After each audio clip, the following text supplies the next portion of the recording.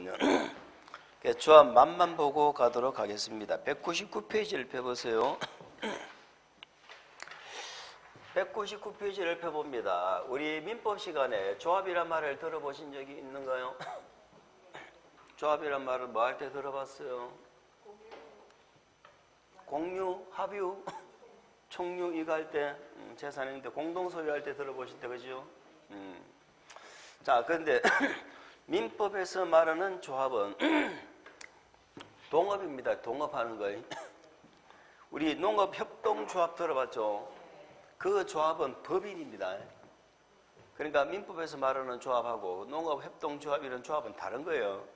이름은 말은 조합인데 전혀 성격이 달라.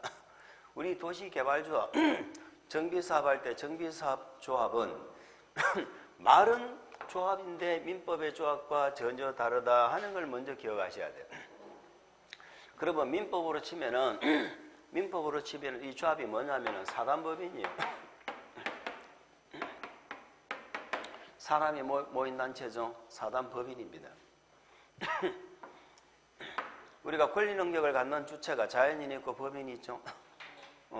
이 법인 사단법인에 해당하는 게 우리 도시개발조합이에요. 그러면 우리 조합에서는 크게 세 가지를 공부합니다. 조합을 설립하는 절차를 공부를 하게 되고요. 조합원은 누가 되는지, 조합 임원은 누가 되는지, 임원의 자격 등등에 관해서 공부를 하게 되고요. 세 번째는 조직에 관해서 공부를 합니다. 자, 우리 조직, 우리 법인은 총회가 있고 대의원회가 있어요. 총회가 있고 대의원회가 있는데 요 세 가지를 공부를 하실 텐데 우리 정비법에 가면은 요것이 엄청나게 복잡해요.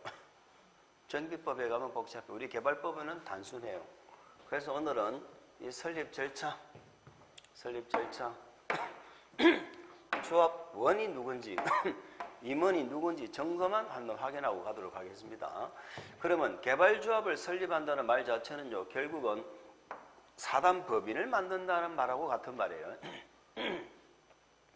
일단 우리 도시개발조합을 설립하려면 토지 소유자가 뭉쳐야 되는데 토지 소유자가 7명 이상이 모여야 법인을 만들 수가 있습니다. 조합을 만들 수가 있어요. 이 토지 소유자. 건물 소유자 돼요? 안 돼요? 안 돼. 토지 소유자 7명 이상이 모여야 돼요. 이들이 모여가지고 여러 사람이 모여가지고 사업을 하게 되면은 항상 분쟁이 발생하죠. 그래서 약속을 해야 돼. 그 약관을 우리는 정관이라고 얘기합니다. 법인이 만드는 약속을 뭐라고 불러? 정관.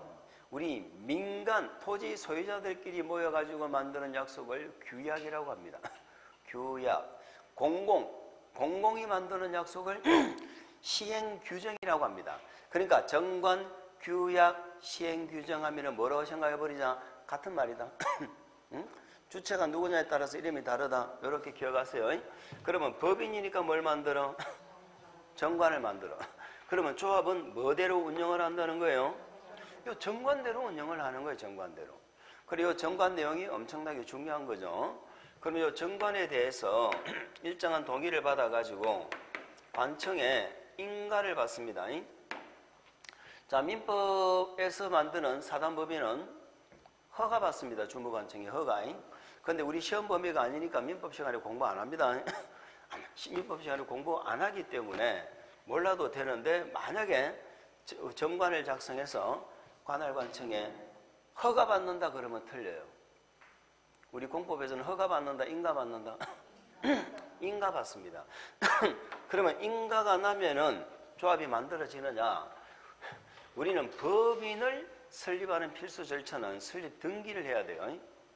그러니까 법인은 등기를 해야 법인이 탄생을 하는 거예요.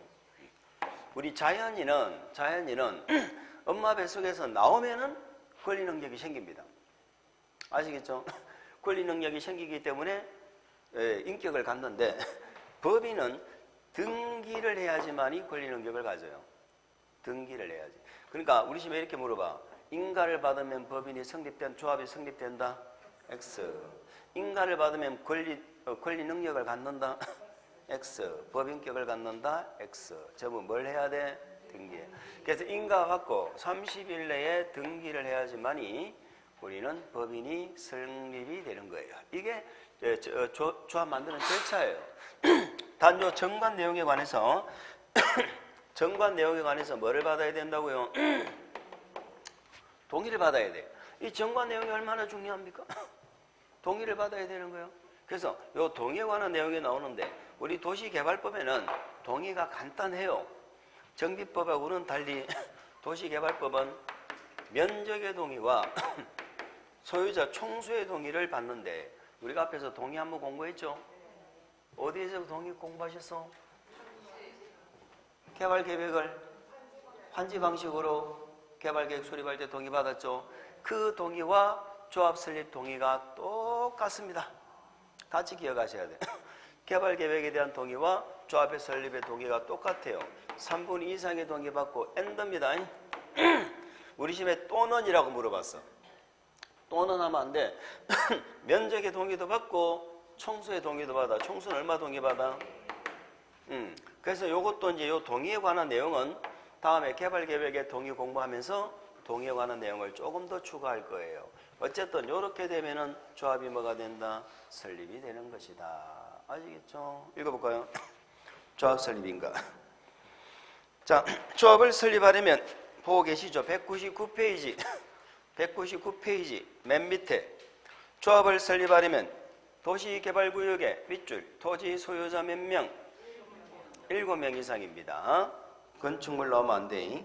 토지 소유자 7명 이상이 대통령령으로 정하는 사항을 포함한 밑줄 정관 작성이죠. 정관 작성하여.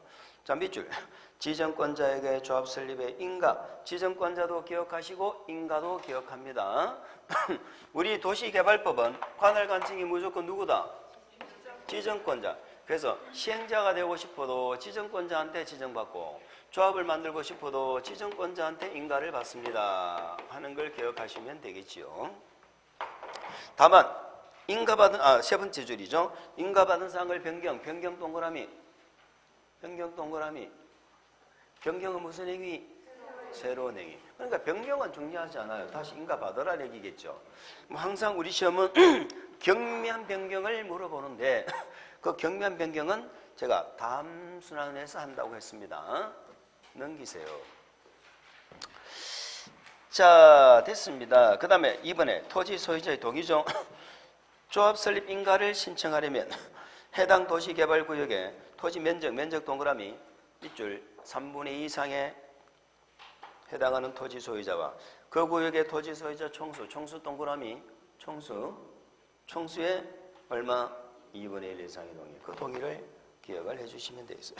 나머지는 다음에 보시면 됩니다. 오른쪽 페이지 보실까요? 조합의 성격. 오른쪽 페이지. 조합은 법인격. 법인으로 한다고 그랬죠? 법인. 구체적으로 무슨 법인?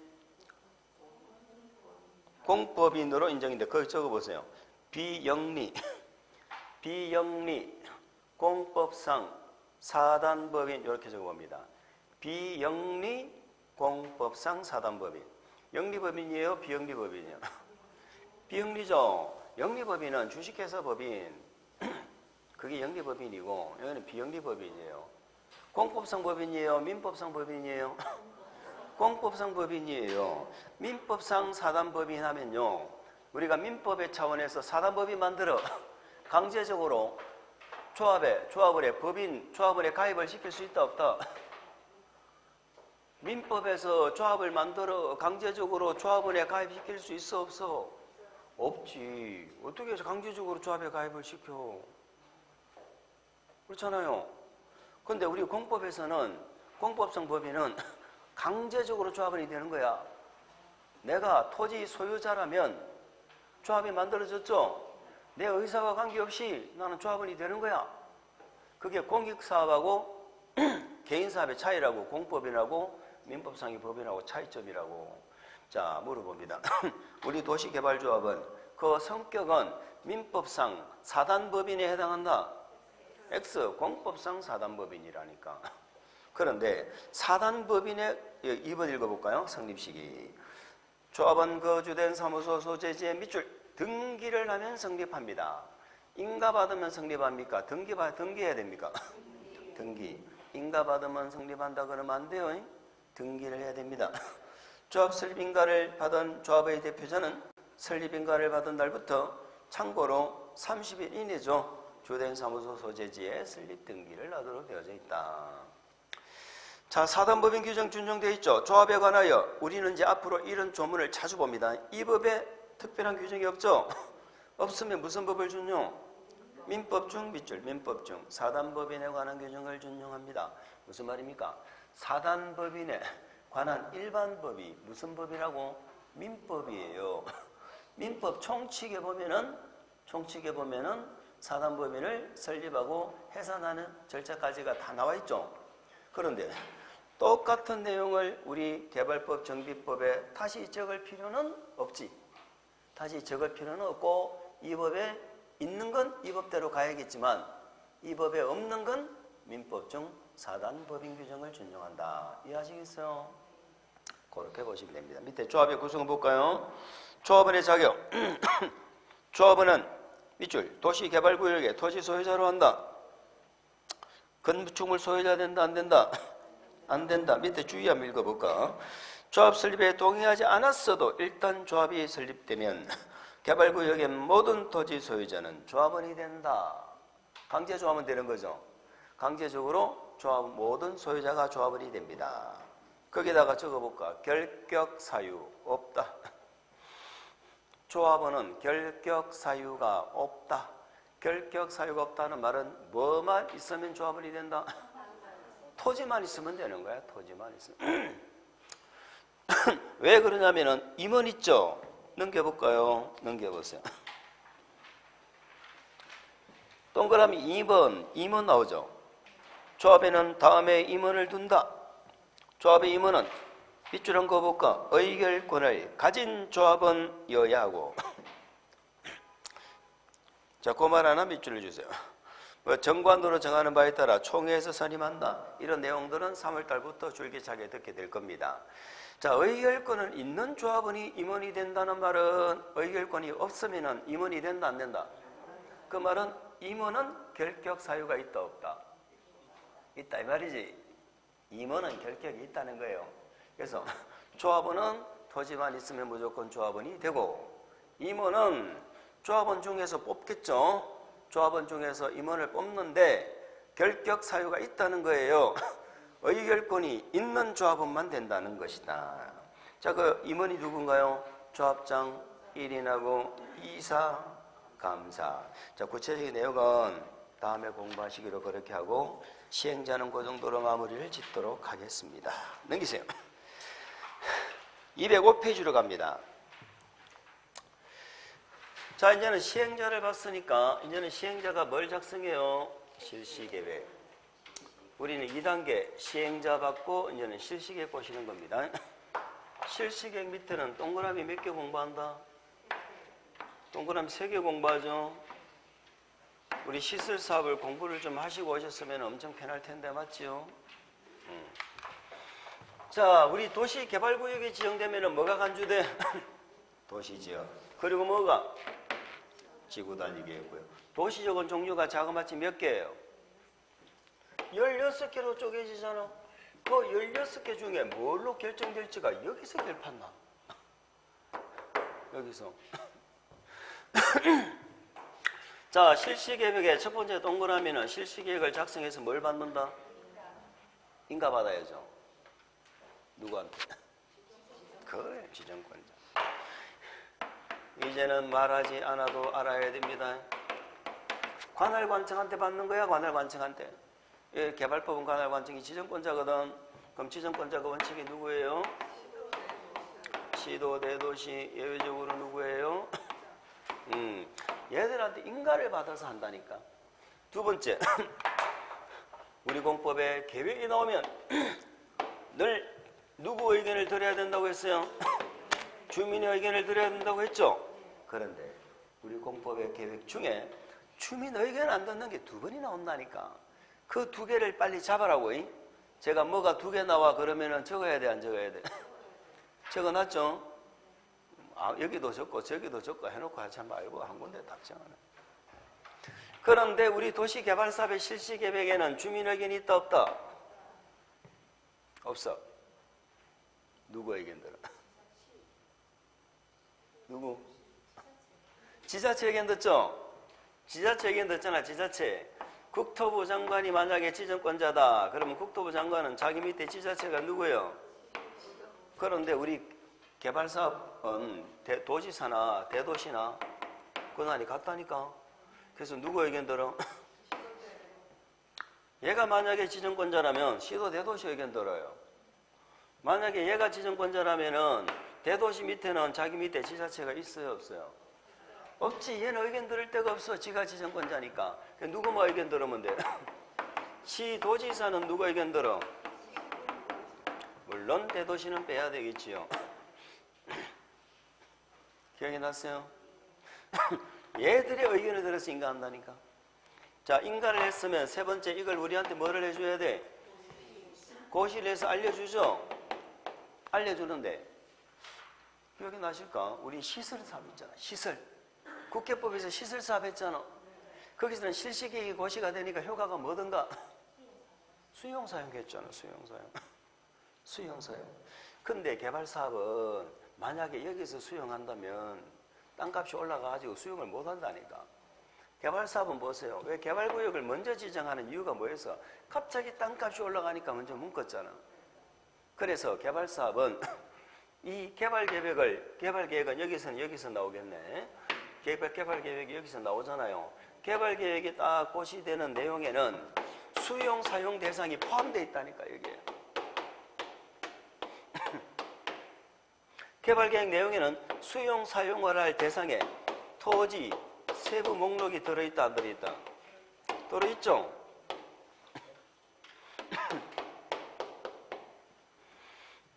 이 동네 개발계획이 나왔는데 뭐를 수용하겠다고 목록이 나와 있죠? 그 목록이 고시되는 순간 공익사업으로 간주하고 수용한다니까. 아시겠죠? 그러니까 개발사업을 실시계획이 고시되었을 때 수용, 사용할 수 있다. 공직법에 사업인증 간주된다 이러면 안 된다고. 안 돼. 그럼 뭐가 간주돼? 뭐가 간주돼? 딱 표정을 보니까 공부하는 아는 표시가 딱 난다, 그지? 이런 것들이 나오잖아, 이런 것들이. 실시계획을 고시하면 이런 것들이 고시가 될 거 아니에요, 이런 것들이. 이런 것들은 용도지역이나 지구단위 계획은 무슨 법에서? 무슨 법? 국회법에서 무슨 절차? 관리계획으로 만들어야 되는 것들이죠. 그런데 이런 것들을 국회법에서 만든 게 아니잖아.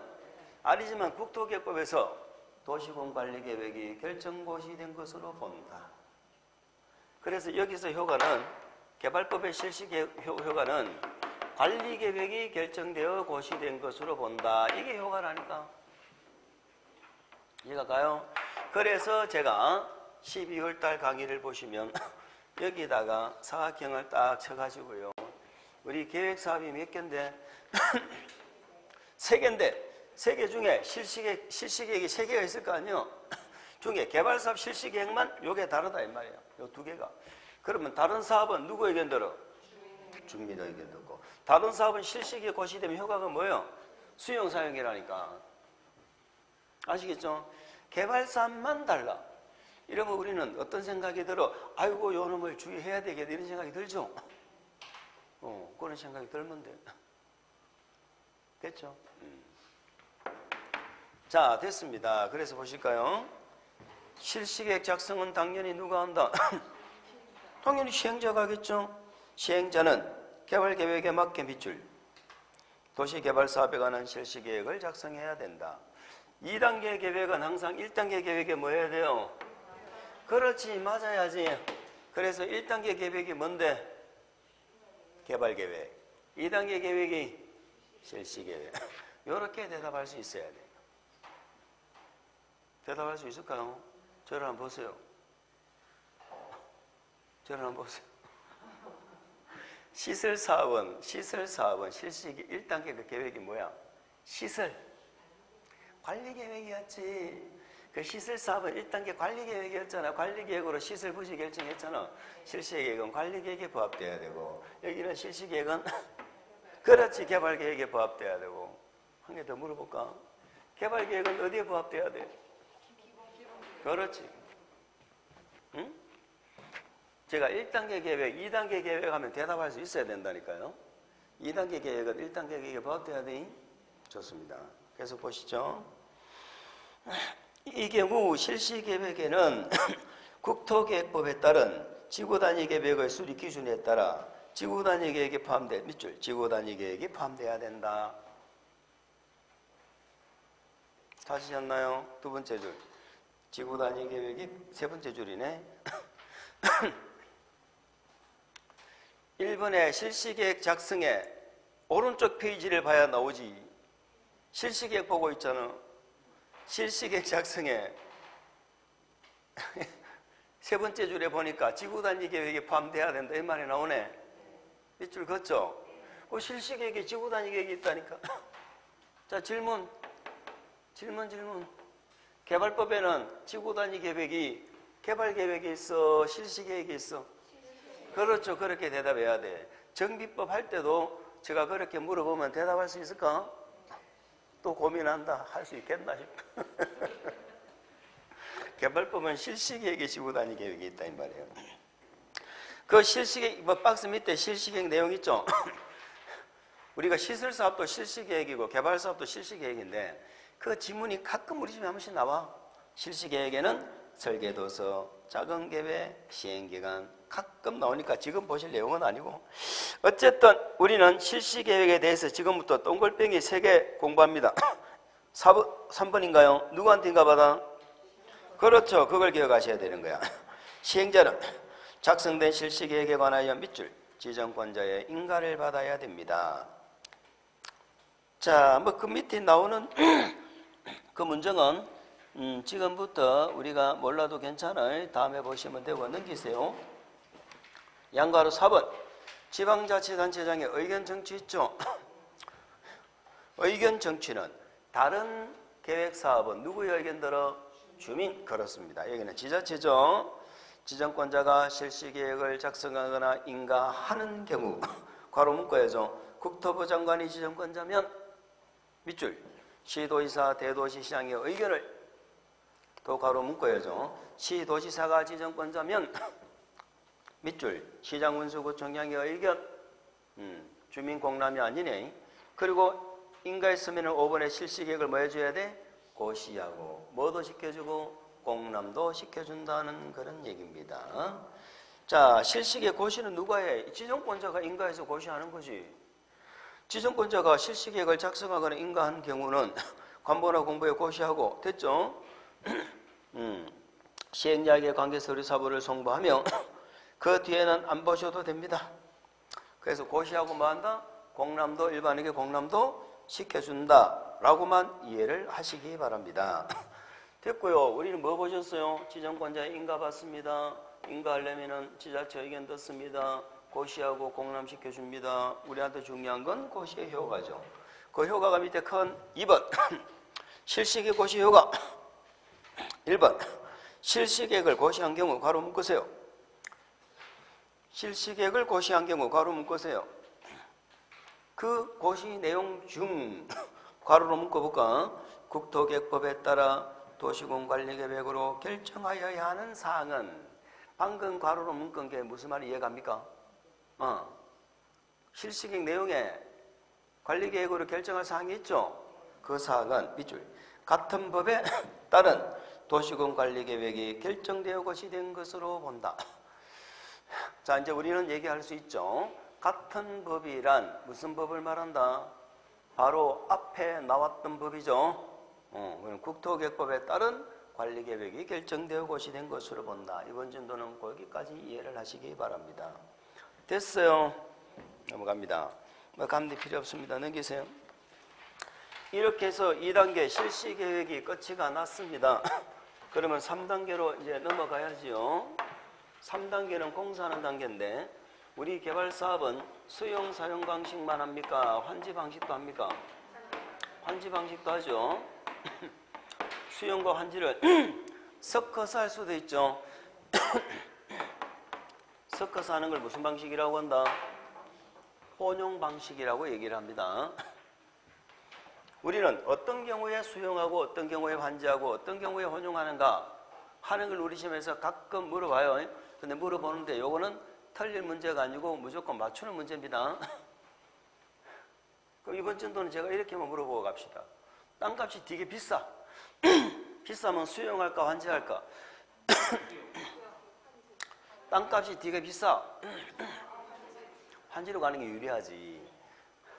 땅값이 비싸면요 수용하려면 돈이 많이 들잖아. 그러면 땅값이 비싸면 환지하는, 땅값이 싸면 무슨 방식? 수용방. 근데 개발구역 안에 어떤 동네는 마을이 있어가지고 건물이 있는 마을이 있는 동네는 땅값이 비싸겠죠. 나머지는 대부분 논이고 밭이고 산이야. 그러면 마을이 있는 동네는 무슨 방식? 환지해주고, 그죠? 나대지 부분은 수용하고, 이렇게 하는 걸 우리는 무슨 방식? 혼용 방식이라고 한다 이 말이에요. 자, 그렇게만 이해하시고 다음에 보면 되고, 이 혼용 방식은 별도의 절차가 없어요. 수용 방식 하는 데는 수용 방식 절차로 가고, 환지 하는 데는 환지 방식으로 가는 거야.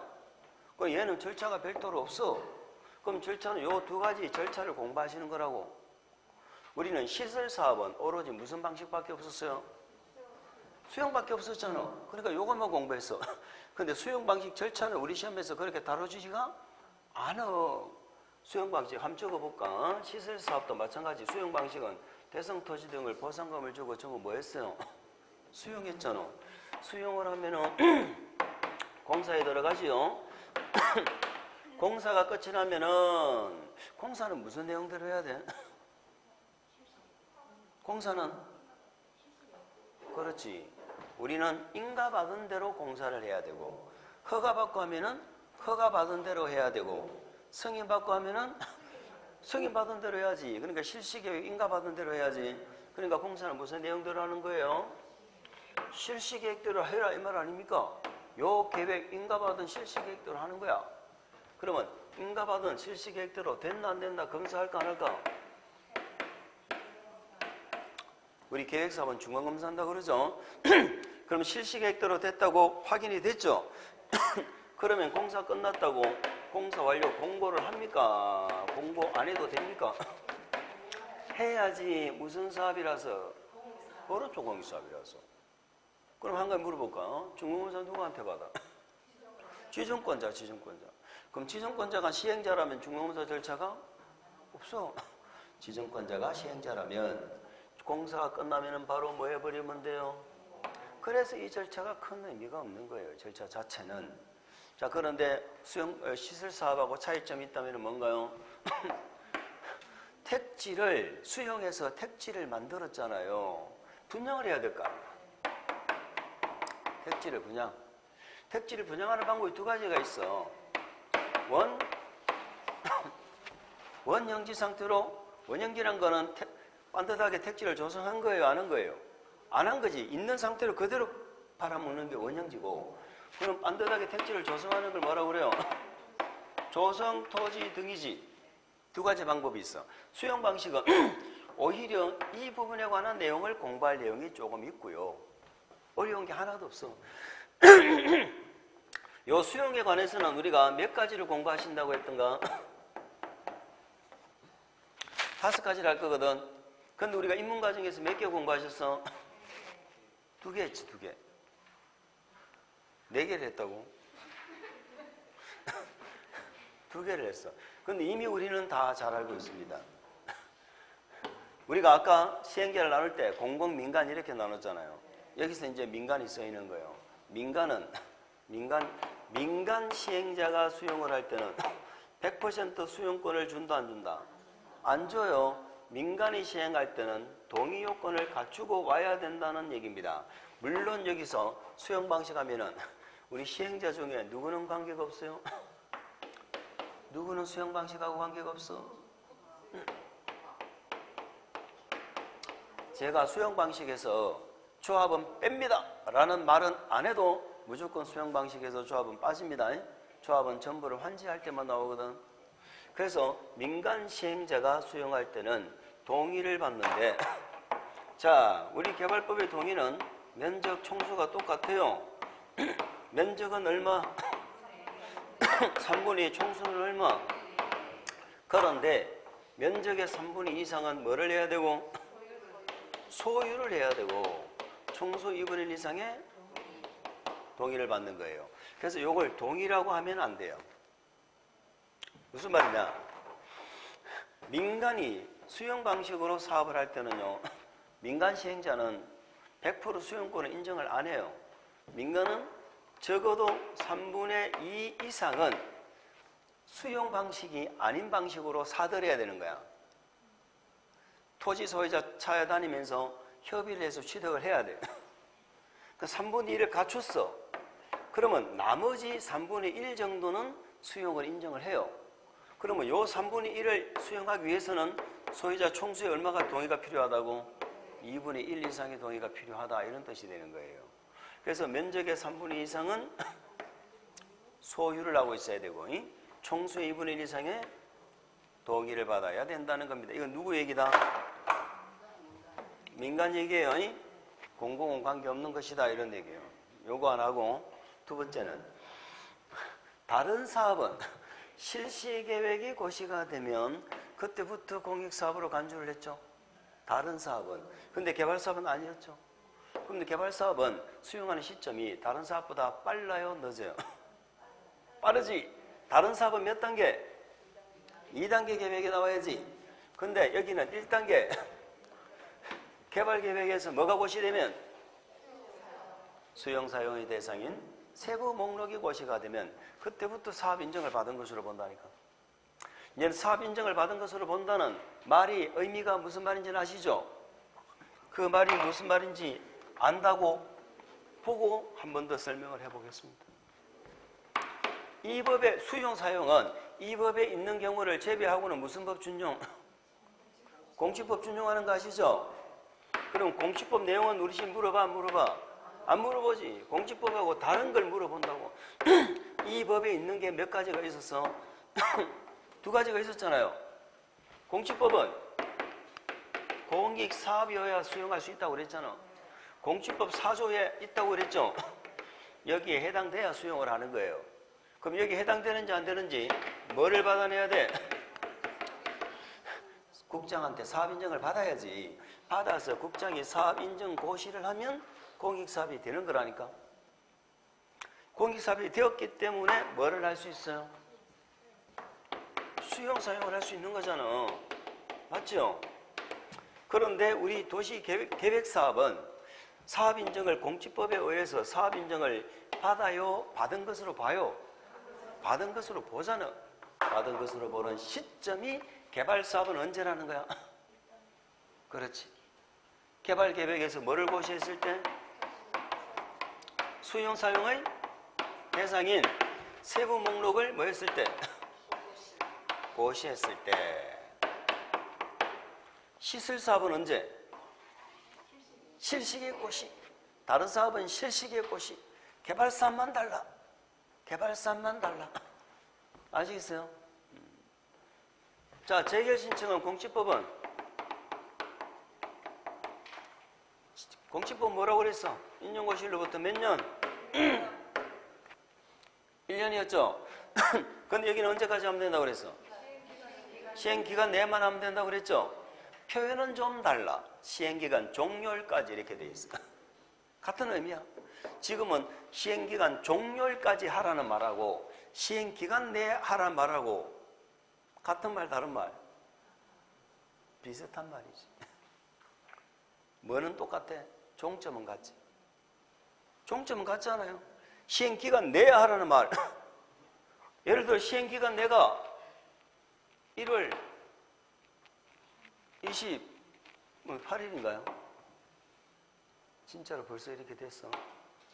만약에 시행기간 내가 2020년 1월 28일에서 2022년 1월 28일까지로 기간이 정해졌다고 칩시다. 시행기간 내에 하란 말은 이 기간 내에 하란 말이잖아. 기간 종료일까지는 여기까지 하란 말이잖아. 뭐가 달라? 종점은 같아야 달라. 뭐가 달라? 시점이 다르지. 시점이. 뭐 말인지 알아요? 그걸 지금 무슨 말인지 알고 싶으면 손 한번 들어봐. 아무도 없잖아. 안 알고 싶다. 다음에 기분 좋으면 그때 생각하고. 어쨌든 우리는 중요한 게 뭐다? 수용사용 세부 목록 고시 아시겠죠? 이때 사업인정이 간주된다는 거. 그거 두 개. 그게 2번이었잖아. 2번. 우리 요 두 개 공부하셨다니까. 자, 두 개 보실까요? 우리 교재는 어디를 가야지 나옵니까? 한 장을 넘겨보시면 211페이지. 자, 수용은 모든 시행자가 다 수용합니다. 수용은 누가 한다? 모든 시행자, 물론 누구는 빼야 돼? 여기서 수용 방식에서는 제가 말 안 해도 조합은 무조건 빼는 겁니다. 조합을 제외한 모든 시행자가 수용 사용한다. 그런데 문제는 민간이죠. 이번에 민간. 거기도 조합 뺀다는 거 아시죠? 조합을 제외한 민간 시행자 돼 있네. 자, 면적 동그라미. 면적의 3분의 2 이상은 뭐하고? 소유. 밑줄 그어야죠. 3분의 2 이상의 소유 동그라미. 총수 동그라미. 2분의 1 이상의 동의죠? 동의 동그라미. 그 정도 기억을 해주시면 됩니다. 이번에 공익사업법 특례. 의돼 있죠. 자, 이 1번 지문은 수용이란 말만 나오면 늘 나오는 말이잖아요. 토지 등의 수용 사용에 관해서 도시개발법 이 법에 특별한 규정이 있는 경우 외에는 무슨 법 준용? 이제 그거는 안 읽어드려도 되겠죠. 그래서 우리 시험은 2번, 3번을 물어본다고. 자, 사업인정 고시를 받은 것으로 보죠. 언제? 개발계획 내용 중에 괄호를 묶어버릴까? 수용 사용의 대상이 되는 토지의 세부 목록을 고시한 경우 그 말을 주의하셔야 됩니다. 만약에 우리 시험에 낸다면 그걸 뭘로 바꿔서 물어볼까? 실시계획을 고시한 경우. 이러면 안 돼요. 실시계획 고시가 아니고 수용 사용 대상인 세부 목록 고시한 경우 공지법에 따라 뭐를 받은 것으로 본다? 사업인정 고시가 있었던 것으로 본다. 자, 그 밑에 주의해가지고 적어놨네요. 사업인정 고시는 국회법과는 달리 실시계 고시가 아니죠. 재결 신청 기간의 특례. 재결 신청은 공지법에도 불구하고 개발계획에서 정한 개발사업의 밑줄 시행기간 종료일까지 해라. 그렇게 넘어가시면 됩니다. 자, 그리고 우리가 수용 방식에서는 오늘도 이 두 가지만 아시면 돼. 그럼 이제 다음에는 세 가지를 더 공부하실 텐데 세 가지 중에 두 가지는 돈이에요. 돈은 토지 상환 채권이라는 게 나옵니다. 토지 상환 채권이 뭔가요? 토지로 상환하겠다는 채권이에요. 채권이 뭐예요? 외상 끊는 거야. 외상 끊는 거. 돈 빌리는 거. 나중에 갚아줄게 하면 돈 빌리는 게 채권이야. 채권인데 내 땅을 수용하면서 내 땅을 수용하면 돈 줘야 되잖아요. 보상금.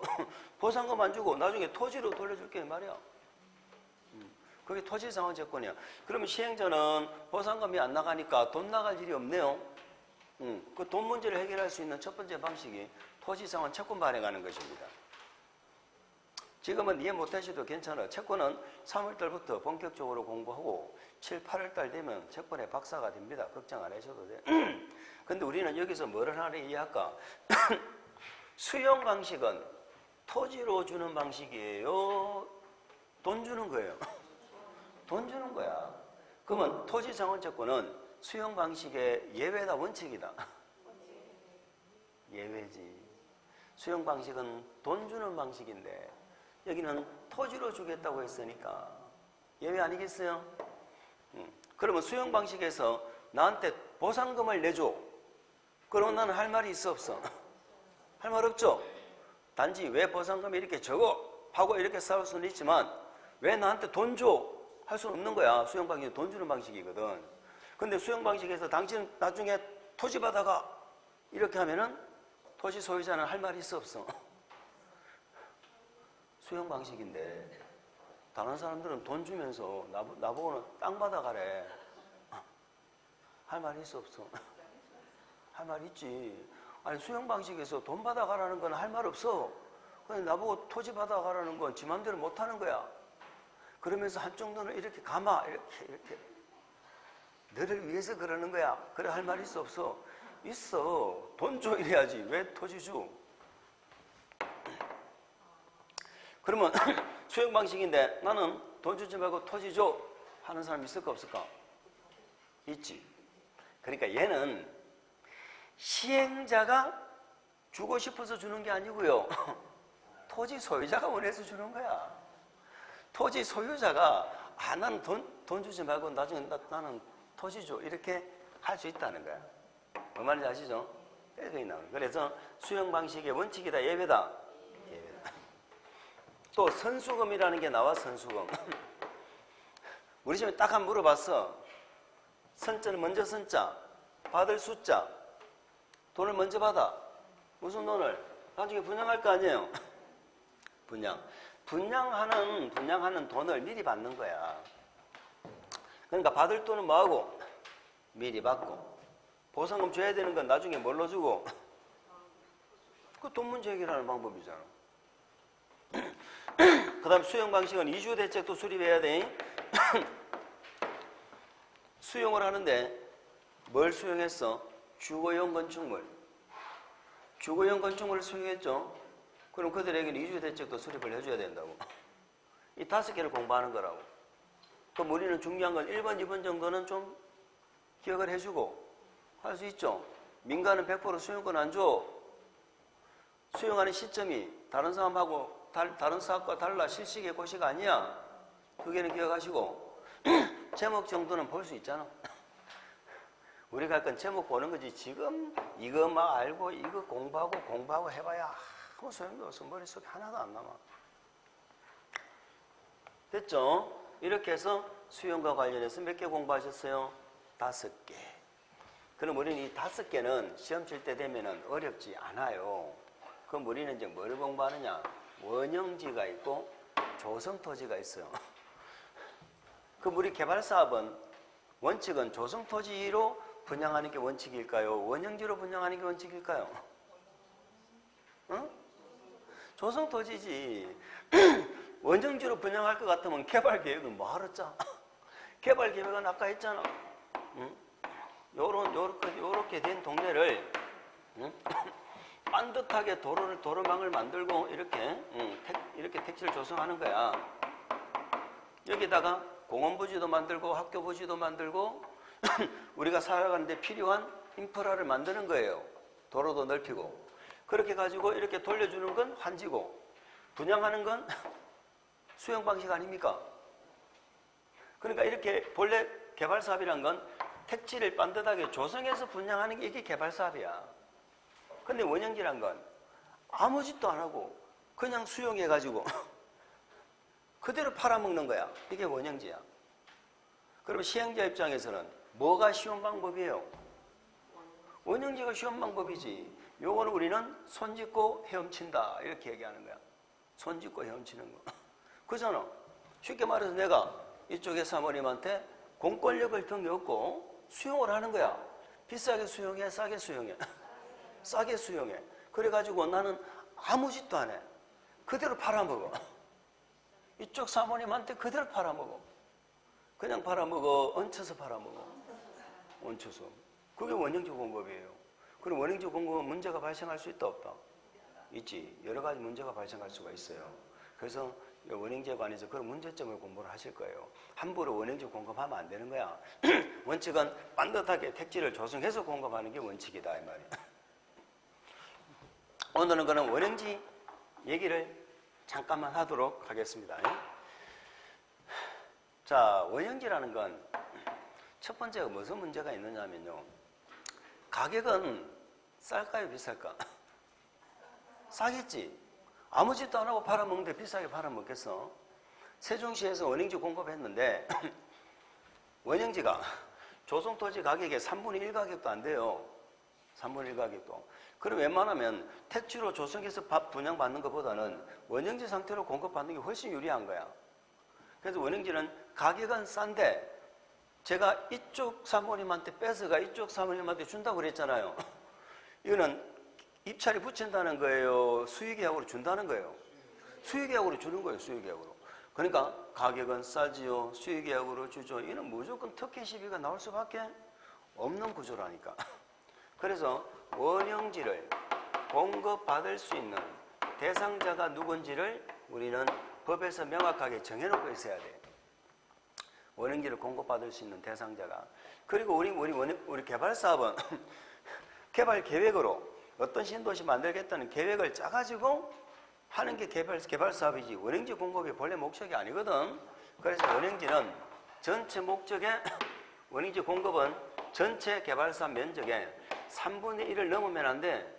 3분의 1 범위 안에서만 원형지 공급을 해요. 그리고 원형지를 공급할 때도 마음대로 공급하는 거 아니에요. 승인을 받아서 공급하는 거야. 누구한테? 우리 개발법은 관할관청이 지정권자라니까. 그래서 관할관청을 기억하셔야 되는 거야. 그래서 원형지 공급은 면적의 3분의 1 범위 안에서 이런 목적으로 원형지를 공급하고자 합니다. 하고 승인받아서 공급하는 거야. 아시겠죠? 두 번째는 이 개발 계획에 따라서 개발하는 이 조성토지는 난개발이 일어나요? 안 일어나? 계획사업이 난개발 안 일어난다는 게 특징이잖아요. 장점 아닙니까? 근데 얘는 원형지 상태는 개발 계획대로 하는 게 아니라니까. 개발 계획이 다 짜지고 나서 일부 토지에 관해서 공급하는 거거든. 그래서 난개발이 생길 수가 있어. 난개발이. 쉽게 말해서 아파트만 내리친다든가 이 원형지 공급받은 자가 원형지 공급받은 자를 원형지 개발자라고 합니다. 원형지 개발자가 자기 돈 되는 짓만 하려고 할 수 있죠. 그래서 지정권자가 승인을 하면서 조건을 붙여.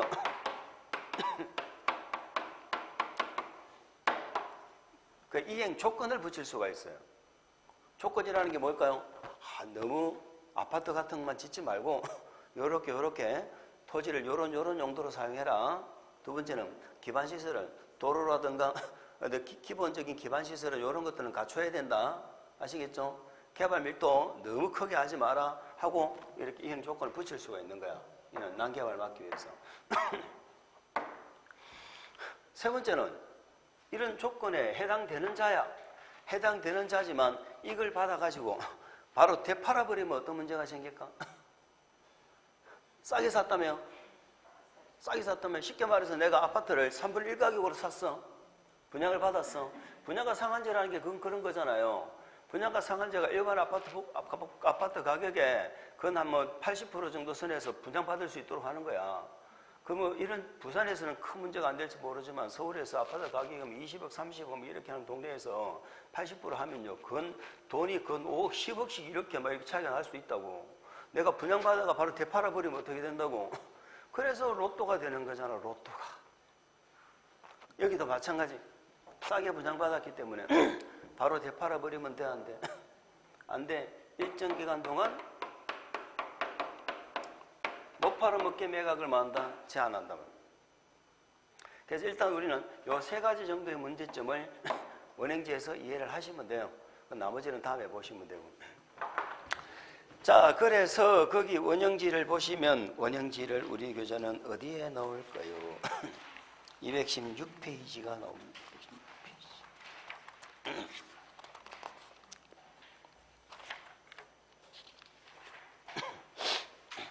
자, 이번에 원형지 공급 대상자가 나옵니다.